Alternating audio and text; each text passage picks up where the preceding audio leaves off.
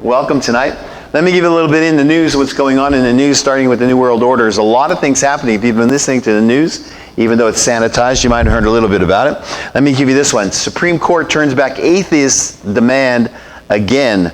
There are references to a deity on our money, obviously, the motto "In God We Trust," and in the Pledge of Allegiance, as well as in other scenarios. Michael Newdow, who has lost other similar cases at the High Court already, was unsuccessful again. This is great news. When on Monday, the justices declined to take up Newdow's latest fight. He was targeting the inscription "In God We Trust" on our coins and on our currencies. By the way, that was initiated by Congress. I think it was 1955 that they put that on. The Washington Examiner reported Newdow, an activist who filed the case on behalf of a group of atheists, claimed that the instructions from the Congress to the Treasury Department to include the words violated the Establishment Clause of the First Amendment. Aren't you thankful that we have a conservative Supreme Court? Because they ruled it down, and that's great news. In God We Trust is still on our coins, and I'm thankful for that. Let me give you a little bit more what's going on as far as the New World Order goes. And we've been talking to you about this for a long, long time. That was struck down. That's still going to stay there. And this one we're going to talk about. It's the rise of facial recognition. And this says should scare us all. Now, we've been talking about facial recognition for a long time, but this one brings it a little step further. In the last 10 years, our world has been completely transformed thanks to the exponential growth of digital technology. Technological advances with computer processors and the internet have quickly advanced our world into one that resembles some of the most well-known sci-fi films and novels. Not a single day passes without a report on an emerging technology or a new feature in an already existing product. The last 10 years alone, and man, it's been a lot in the last 10 years, have seen rapid growth in information technology, encryption, the medical industry, and 3D printing technology, just to name a few.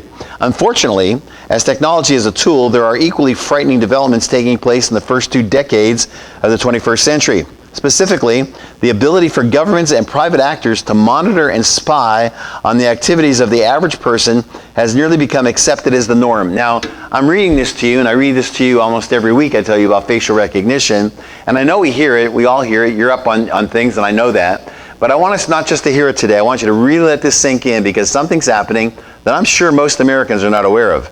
In fact, it's become commonplace to hear Americans respond to warnings of Orwellian futures with the timeless trope, if you're not doing anything wrong, there's nothing to hide. That's not necessarily true.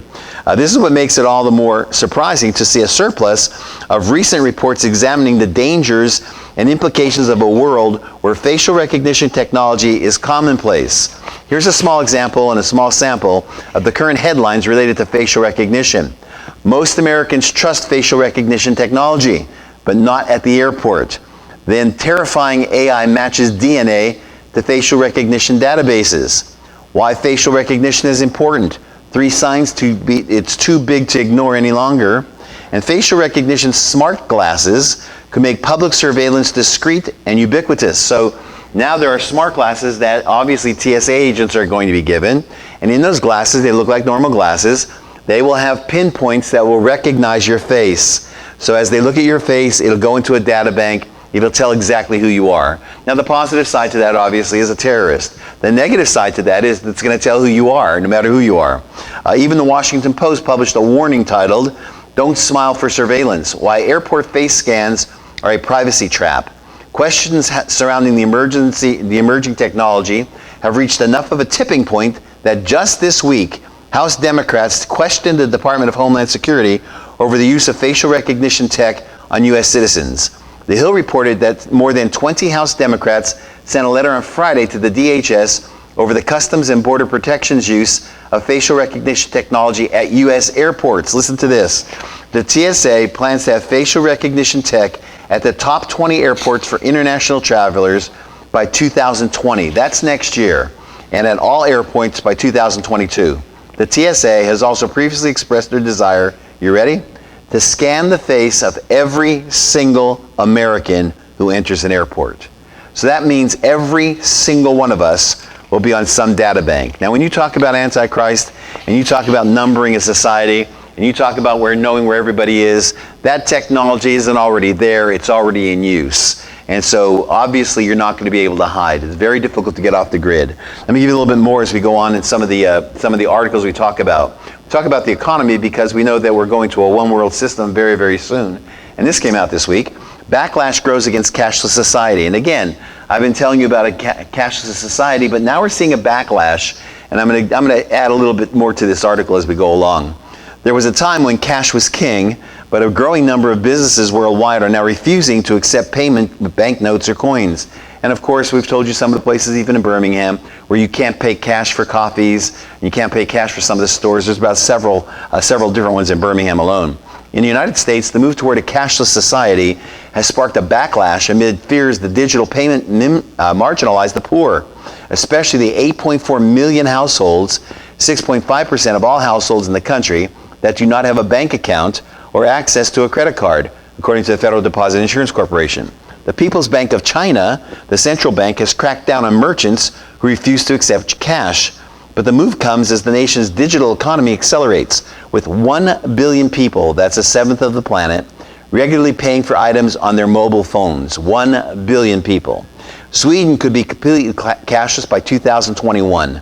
Some 600,000 elderly Swedes forced to use digital currency when using a public restroom or parking a car are some of the biggest opponents of the Scandinavian country of a cashless society. So obviously the aged are the ones that are fighting back. They're the ones that aren't as savvy with technology, but as we continue to age and they age out and die, obviously that's going to come around. So let me just tell you a couple other things that are happening. Along with that, I want to do a little bit more research for you. These are the top 10 digital currencies. These are the cryptocurrencies, I should say. These are the top 10. These are the ones that are scoring the most in some of your values, and the ones that are traded the most. Now, I really believe when we go cashless, the next step is some type of cryptocurrency. There are over 2,000 cryptocurrencies available right now, and this will show you a chart. And I think if you can read really, really small, there's Bitcoin. It's at $1,180 per Bitcoin. Obviously, no bank transaction. You don't have any ledger. Nobody can trace it. And so the digital currency is the way of the future. The cryptocurrency is the way of the future. What's going to happen is not only is it going to go cashless, but it's going to take some big tech giants to do this and to make it really push off. We know that Amazon is starting to look at their own cryptocurrency. We also know that Facebook is looking at it. And so once you see some of these tech giants get a hold of cryptocurrency, you're going to see cash go bye-bye very, very quick. And you're going to see governments take over it. So when we're talking about a cashless society, I've been telling you about it every week. Sometimes that seems very boring that I'm telling you about it. But it's something that's continuing to accelerate, and we know that this is going to play into the Antichrist system. We know that. This is the first time ever that we've seen our currency at a level where it's being questioned. The reserve currency of the world is the United States dollar. That's about to go bye-bye. That's going to go bye-bye very soon. It's going to change the economics of the world very quickly. So when we talk about not being able to buy or sell, we are talking about things like this. How that will play into it, we'll see, but it's definitely on the horizon to do that. Let me give you the big article and big news today. Even the secular news is carrying it. Iran. Iran is a cesspool. It is something that is ready to blow up. If you've listened to the news today, Iran just took down a United States drone in international waters. They took it out. They said it was over Iran. It was not. It was in the Strait of Hormuz. They took it out, and the United States is going to have to act in kind. What does that mean? Well, because it's an unmanned drone, usually our response is to take something else out that's unmanned. So our response would be to take out some type of system that fired on it. That system that fired on it was very close to the Strait of Hormuz. I want to give you a little bit more than the news gives you today. Usually I do that. But I want to give you some of the articles, and I want to throw in a couple things that I've observed, and maybe even give you a prediction. So this article says Iran boosts enriched uranium production. So along with all that, Iran is starting to enrich their uranium. Now most people don't know what that means, and so I want to explain it to you in a very simple term. The head of the UN economic watchdog urged world powers Monday to continue dialogue with Iran to keep it in the landmark 2015 deal at preventing the country from building nuclear weapons and to help diffuse mounting tensions in the region. So what is enriched uranium? Well, most people throw those words around and they don't know what it means. This is what the whole plan that Obama wanted to set up. He did not want Iran to enrich uranium. Uranium is the 235 atom, the U-235 atom. The U-235 atom has isotopes on it. In order to take those isotopes and make that lethal, make that uranium lethal, fissionable or fusionable, which can go to electricity or go to nuclear power, you have to spin those isotopes off it.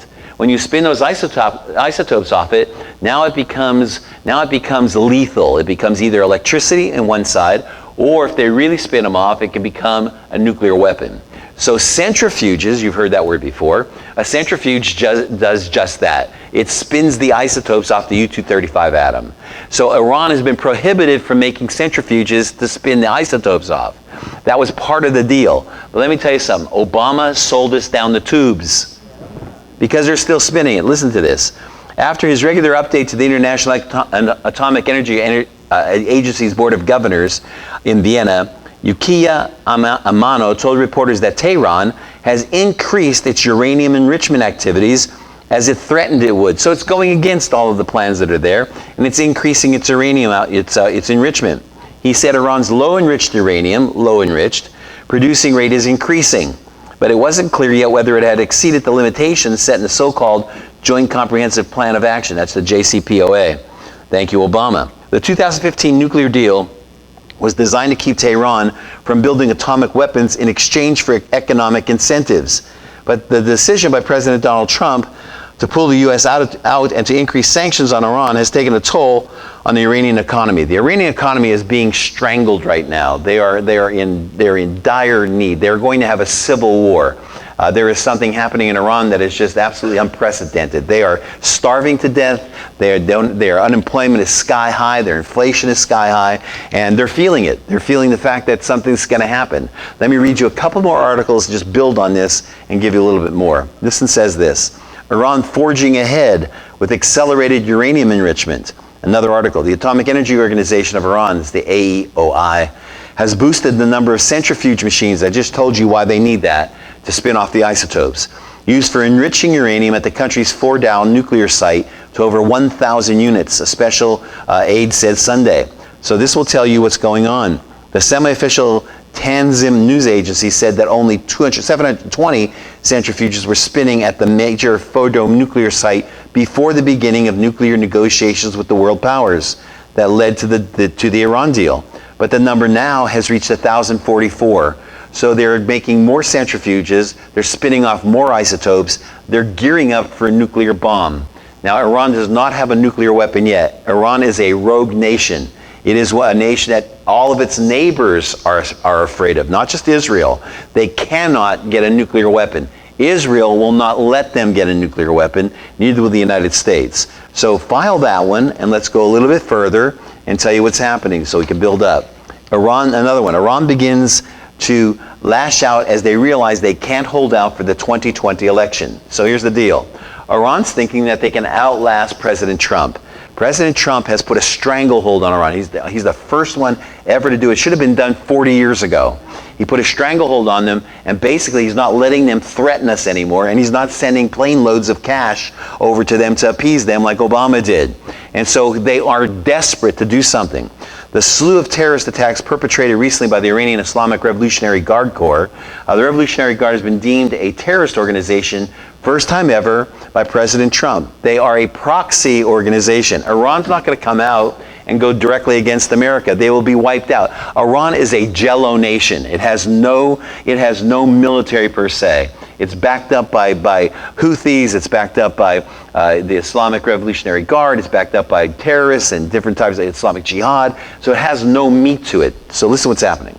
So the most recent being directed against oil tankers in the Persian Gulf are more proof of the pressure harsh U.S. sanctions are putting on Tehran. Washington is slowly strangling the Iranian economy, and the Ayatollahs are finding it difficult to find a way out of the noose they feel tightening around their necks.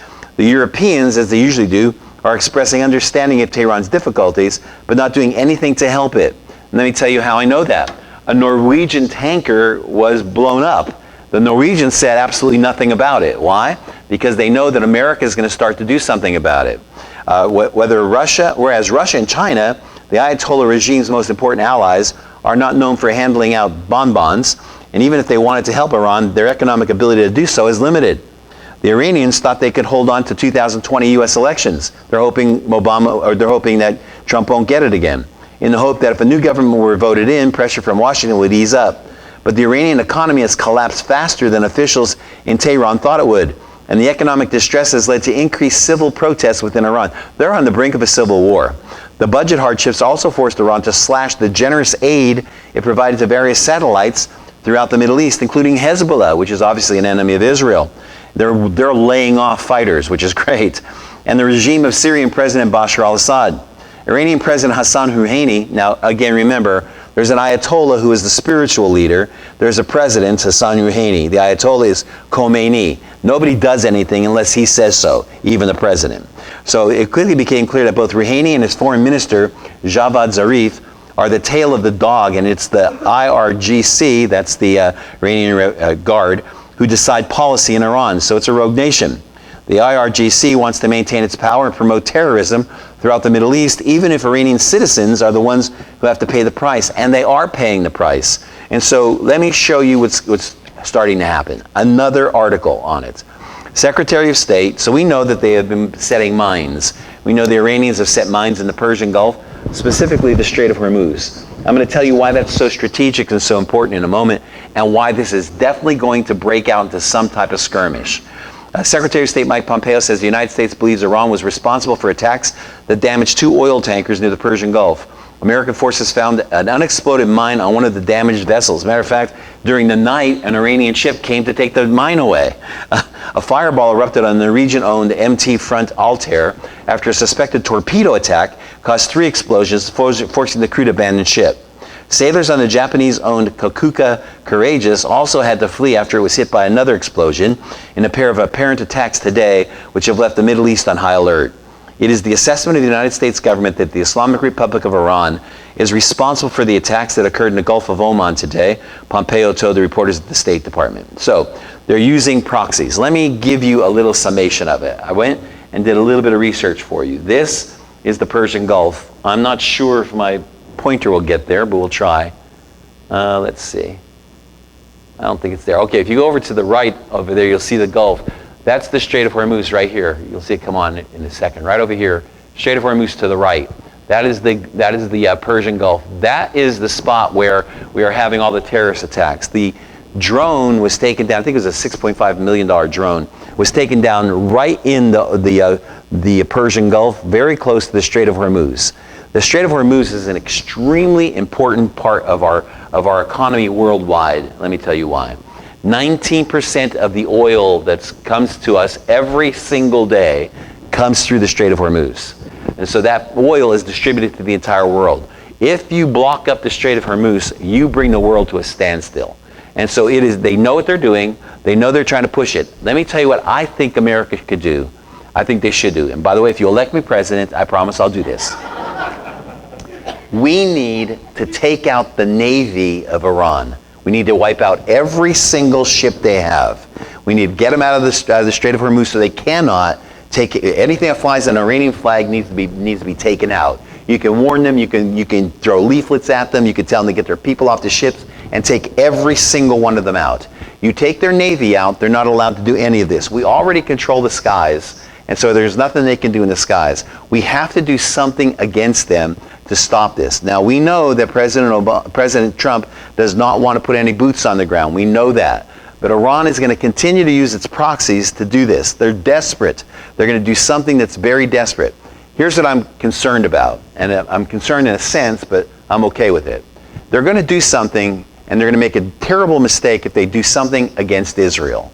If they do something against Israel, Israel will wipe them out. They're not going to stop. They will wipe them out.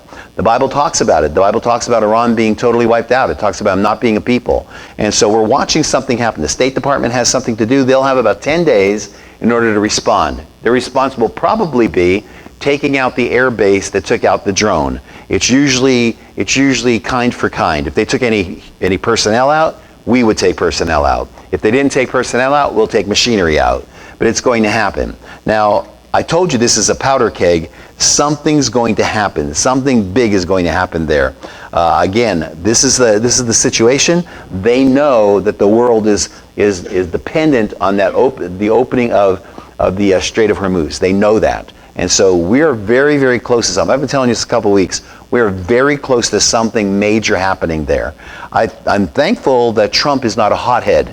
You may think he is, but he's not a hothead when it comes to war. And I'm thankful for that. I'm thankful he's not going to go and just blitz them. But he needs to do something to let them know they're very desperate. How many are with me tonight? So watch your TV. I don't know if there's going to be a whole lot of coverage on it. I'm sure that they're going to go against Trump no matter what he does. But he has to do something. And by the way, both sides of Congress know that. They fight on everything, but they know they have to do something. You cannot take out an asset, any kind of asset of the United States without us retaliating. That has never happened. It never will happen. And so that's going to happen. So we're watching prophecy come alive, and we're watching it can happen in the Middle East. Let me give you a little bit more as we go to religion. And you may not think this is under religion, but you may have seen the Hong Kong protests. And a lot of people aren't really sure what's going on there, so I want to kind of clarify it for you. Here's the article. Hong Kong protests, clash of worldviews. On the second Sunday in June, hundreds of thousands of people filled the streets of Hong Kong. Actually, there was 1 million, to protest a proposed law that will allow people to be extradited from the former British colony to mainland China. Now, most people don't know what that means, so I want to explain it. As the New York Times reported and subsequent media interviews have made clear, these protests are about more than one law. They're about preserving the freedoms that were promised when British returned control over Hong Kong to China in 1997. So the Brits kind of were the sovereigns over Hong Kong up until 1997. For 99 years they were, and they returned control to China, something that's been increasingly at risk given the increasing dictatorial nature of China's Communist Party. To understand the story, you need to know a bit about the backdrop of when Great Britain ceded Hong Kong back to China in 1997. The agreement clearly stated a governing principle dubbed one country, two systems that would govern relations between Hong Kong and mainland China for 50 years. According to the agreement, Hong Kong's domestic affairs would be governed by systems inherited from Britain, which included freedom of speech, freedom of religion, and eventually free elections. Under this arrangement, Hong Kong became freer and more prosperous than the rest of China. They're very prosperous. This made the rest of China look very bad. So less than 20 years into the agreed upon 50 years, China began undermining Hong Kong's autonomy by attempting to pre-screen candidates in their 2014 elections. I'll make sense of it in a moment. The response from Hong Kong became known as the Umbrella Movement and included 9 days of protest against Beijing's violation of the agreement. In 2014, as now, the protests were more than an objection to a singular law or political change. As the Wall Street Journal reported back then, the protests contained an undercurrent of another much older tension. The real problem here is between Christians and communists. The ones in Hong Kong that were protesting were Christians. You never hear this on the news, and let me tell you why. Because in Hong Kong, they have freedom of the press. They have freedom of religion. Christianity has blown up in Hong Kong. It's everywhere in Hong Kong. China is extremely communistic. Their law to extradite people from Hong Kong means they can go in and take anybody that's a government official in Hong Kong, Christian or not, take them to China and imprison them. Let me tell you what's happening in China.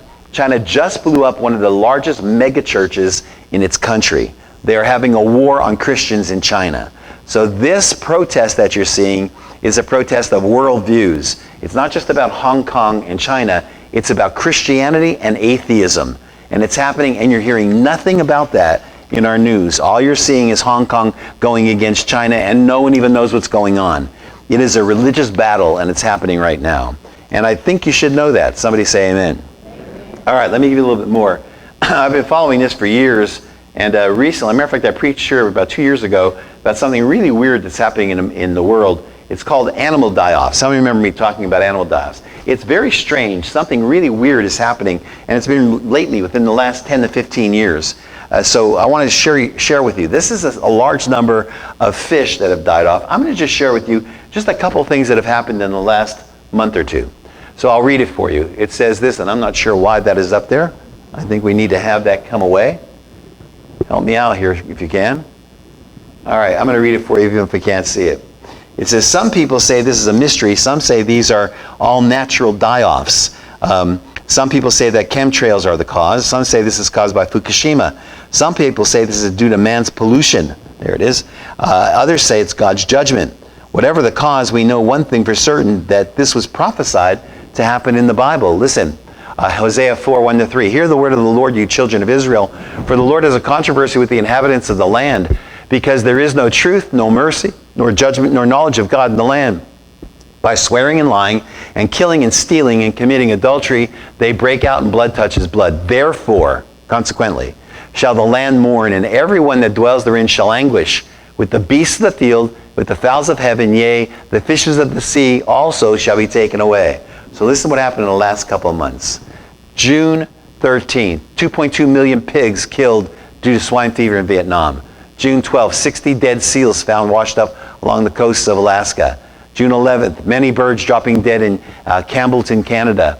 June 11th, thousands of dead fish wash up in a lagoon in Indonesia. June 11th, 600 ducks died in Bangar Regency, Indonesia. Yeah, sure, some people say it's from pollution, but listen, there's more than pollution going on here. June 10th, 15,000 birds killed due to avian flu in Mexico. June 9th, 80 dead turtles found since January in Veracruz. June 9th, hundreds of dead crabs found on the coast of Tuxpan, Mexico. June 8th, dozens of monkeys dead due to heat wave in India. June 8th, 75 dead gray whales washed up during recent months along the west coast of America. It continues to go on. This is just June. Thousands of dead fish found in Lake Florida, America. June 8th, mass die-off of fish washed ashore in St. Petersburg. By the way, 4.7 million fish on that one. Tons of dead fish float in Lake Chennai, India. Hundreds of dead fish found floating in a river in Vopemem, Germany. Thousands of fish due to heat wave in a lake in Louisiana.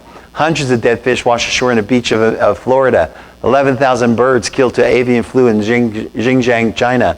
50 tons of fish suddenly die in a reservoir in Kuningan, Indonesia. 65 tons of fish die in Tail Lake, Philippines. I suggest that when you go home, you go on your internet and you just put in animal die-offs. You are not going to believe how many die-offs have happened, and it's not just from pollution. Something's going on our planet, and it looks like it may be biblically related. Let me give you one last thing. This is from Science, and this is from a place called Comcast.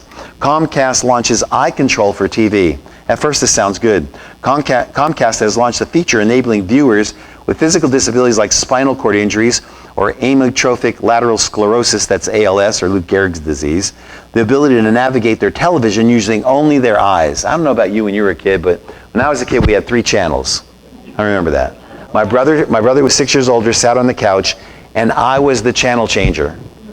Get up and change that channel. Change it here, change it there. And then I had to play with the antenna so it came in right. Well, listen to what's happening. The free service addresses a sizable population of TV viewers.